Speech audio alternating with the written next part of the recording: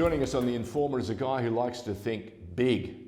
I should put it in italics, B-I-G. His name is Matt Hollard. Matt, you've worn a number of hats throughout your career and throughout your business life. We come to you now, and you're a big part of an exciting new format of basketball. We know basketball is huge around the world, and especially for the younger community who have been absolutely wrapped up in it. But you want to add another layer of a sport and take it to a new place. I mean, let's talk about it. What's the name of the sport? So the sport is 3x3. 3x3. It's a new, I suppose, the Big Bash format of basketball. It's been around for quite a time. It's just been more formalised now and really growing across the world, huge way. I like the way that you've grabbed the Big Bash format and said to us, this is the closest we can get, or our sport can get to it. It was going to be a very big part of the Olympics in Japan, but of course COVID paid to that, didn't it? Yeah, look, it did, but I think it's in some ways it's probably helped us a little bit because it's given us another year to get Australia to a point where they are ready and can compete, because the women have qualified for the qualifiers, which is great, and we're hoping that they'll get through that and represent, because there's only 8 countries that can represent in this first Olympics that it's going to be delivered to. Now, if you're completely new to this, explain it to those who've never seen it, and how does it work? Yeah, so it's essentially a shortened version of the game that we already know and love.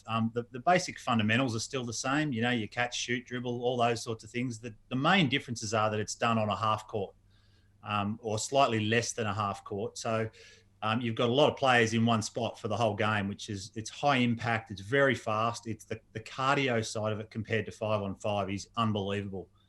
It's 10 minutes, so they're 10-minute games straight through. And it's either the first to 21 or the one who's winning at that 10-minute point. And the only other real main difference is that your scoring is 1s and 2s instead of 2s and 3s. So from outside the 3-point line, it's a 2-pointer, and inside it's a 1. And very quick turnover. Virtually no. The substitutions just happen, so there's no stopping in the game. The only stop during the 10 minutes is one timeout for 30 seconds. So it's pretty fast. It's high paced and very. FIBA came to it, I suppose, after looking at what what do we call it? 3+3 or 3x3? 3x3 is the official name. Okay, yeah. It's FIBA 3x3, and much of this though takes me back to watching some of the basketball that was played on the streets of America. They didn't have space, they didn't have the full court, so they created this game. And of course, FIBA has gone, we'll make it international. Is that how it worked? Absolutely, yeah. And I think the advantage that FIBA had here is that 3-on-3 or street ball has been played forever. It's not something new, and so they were able to sit back and kind of watch what happened in the sporting world with all the other leagues doing this shortened version, while they already had their version there. It just hadn't been formalised. And so I think they were able to bring together a really good formula that when they rolled it out, they nailed it and didn't have to change it too much. A lot of the other hybrids have sort of had to adapt and change, but they really haven't changed from the minute it was launched 10 years ago. And it really exploded in Europe. Not so much in the States, but it's starting to go in the States now. And then obviously the rest of the world's picked it up and trying to catch up now to the European countries who sort of launched it. Who are the leaders in the world? Look, Serbia has been, in the men's, Serbia have been kind of the leader. They're starting to get pegged back a little bit now, but they've sort of had and have got the best players at the moment. All of those European countries have all been up there. The US have now got a couple of teams under the USA Basketball banner, which are doing well. And of course, countries like New Zealand and Australia are slowly starting to catch, given that we started probably a little bit later than we could have. Had we jumped on it 10 years ago, we probably would have had a much better chance of being up at the top now, but that's okay. We catch up.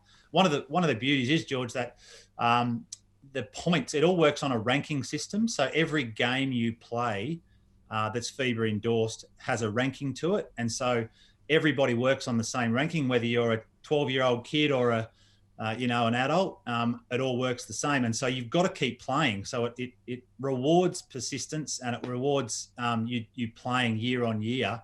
Otherwise your points drop off every 12 months. So you have to keep doing it. You have to keep playing, and you have to keep committing to it to make sure that you're up in the top bracket. That sounds like the tennis circuit in the world. You got to keep playing. That's why you can't afford to miss too many, unless your name is Djokovic or Federer or Nadal. You can't afford to miss any tournaments because you need to keep gathering as many aggregate points as possible. Now, you talked about Serbia. That's the land of the giants, as far as I can remember. Most of the people that they get to play are 7 foot tall. Have we got any 7-footers other than Luke Longley and a couple of others? We do. We have a lot, but the interesting thing with 3x3 is your 7-footer isn't necessarily your biggest asset in this game because it's such a fast-paced game. Not that your 7-footers aren't fast, but generally, sometimes, depending on the game, because a lot of outside shooting, there's not a lot of sort of board banging and on the board rebounding. So unless you've got a very athletic, good shooting 7-footer, they're almost not needed in the 3-on-3 game or 3x3 game. So yeah, the Greeks have got him.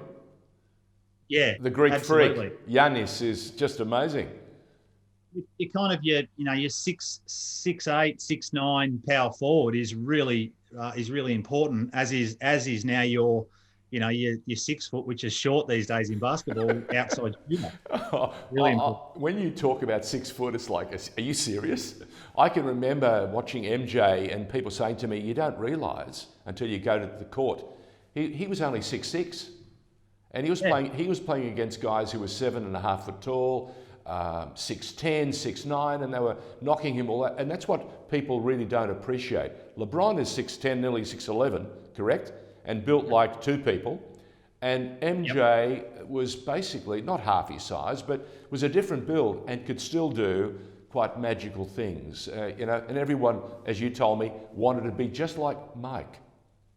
Absolutely. And his build too, is really like that sort of player is perfect for the 3x3 game because you just have to be so athletic and quick to play this game at the top level. And that's why the Europeans have just dominated for so long, because they're gritty, they're hard, they're tough. It's a very tough game. It's a lot more physical than 5-on-5. And so it doesn't always suit your traditional 5-on-5 player who's used to the up and down, catch and shoot outside. This is a lot of body banging and a lot of real tough stuff under the basket too. COVID has affected a lot of the competition. What's next for 3x3?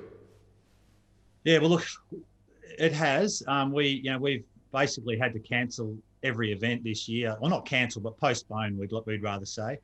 And so we haven't had an event since the end of February. And normally, February, March, April, May, in that warmer period is really good for us. So we've been able to push a lot of our events into next year. It means that we're going to be very busy, but the start of next year, or even hopefully the end of this year, but start of next year is going to be full on packed with 3x3 everywhere, not just us, but other providers as well.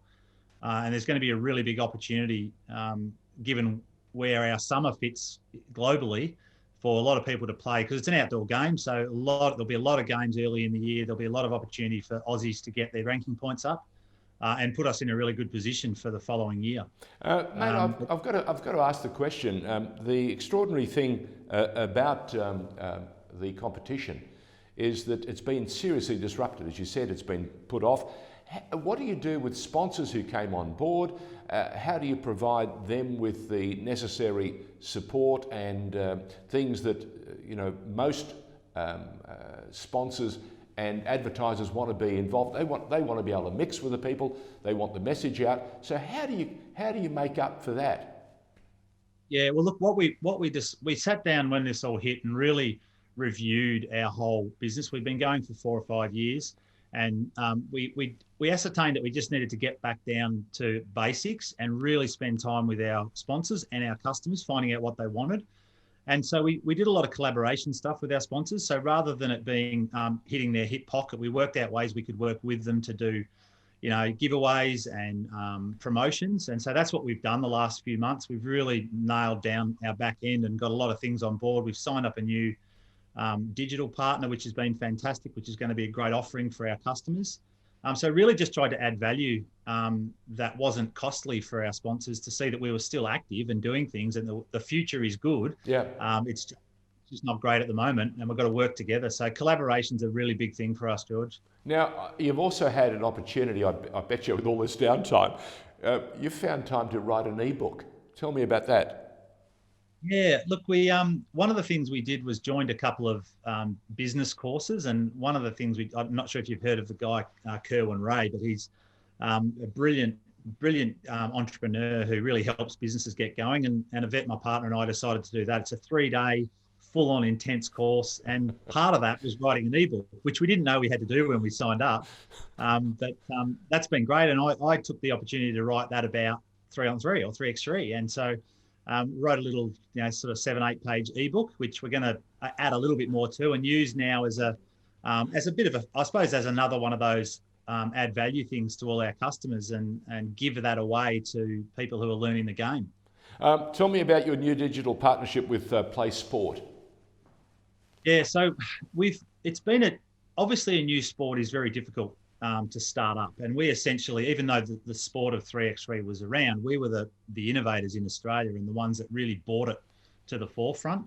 And so you're always battling, how do you bring it to your customers? How do you get it out there? And we've tried a number of different things over the last 5 years, some good, some bad. We had an opportunity. We were approached by Play Sport. They're a relatively newish brand. Essentially, they're a sports platform that advertises every sport in the country on the same platform. So it makes it easy for, a mum or a dad moving into a new area to go, right, what sports are in this area for my kids? They can go in, it geolocates, and it pops up every single sport with all the details. And we thought that was a great opportunity, even though, yes, it's not just basketball, it's every sport, because we felt that we could attract potentially people from other sports as well. And so we've signed an exclusive deal with them and come on board as kind of a little bit of their guinea pig, but also as a top end partner.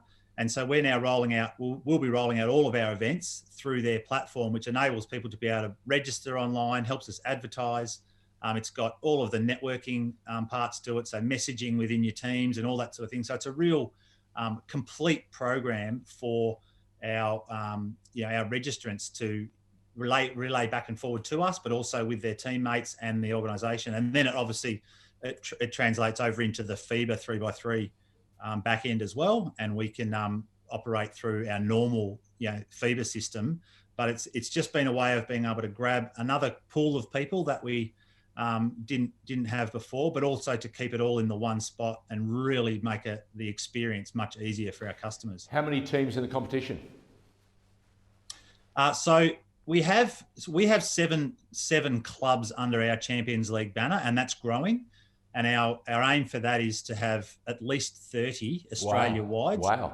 Now, does that include the Riverina Bobcats? It does, yes. And so it'll be a truly national league, which has regional and city-based. So it's not just a high-end city-based league. It enables regional centres to be part of a national league.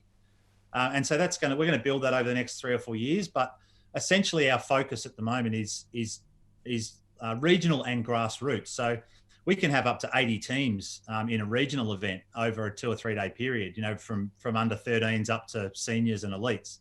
And you get 80 teams in a comp, and you're alive. I tell you. It's, Listen, you guys are definitely alive because the sport is a super exciting sport. The only challenge, of course, is we have so many restrictions with COVID. Listen, Matt, it's been terrific to catch up with you. Terrific to talk about what do we call it? 3-on-3 or 3x3? 3x3. Now, how good is Australia's? How good will Australia's 3x3 side be when the competition gets up and running? Well, look, it's as in the Olympics you're talking about. Yeah, about the Olympic side. You know how we're wired. Yeah, the women. Unfortunately, the men didn't qualify this year. The women have qualified I think there's 20 teams that qualified, so they're part of that 20. They've got to have a qualifier. I think it's about a month out from the Olympics. It was due to be a month out this year. I'm not sure now, but about a month out, and they've got to finish in the top 3 to qualify for the Olympics. So we're pretty hopeful. We've got a really good team of girls in that group, and fingers crossed. Matt, if they're like the Matildas, it could be a women-inspired league leading you forward into 21 and beyond. We wish you every success, and what an exciting thing, a brand new sport down under, and it'll be good to see how our competition with those pesky people across the Tasman looks like over the next year or so. Yeah, absolutely. Matt Hollard, thank you so much for joining us, mate. Thanks, George. Cheers.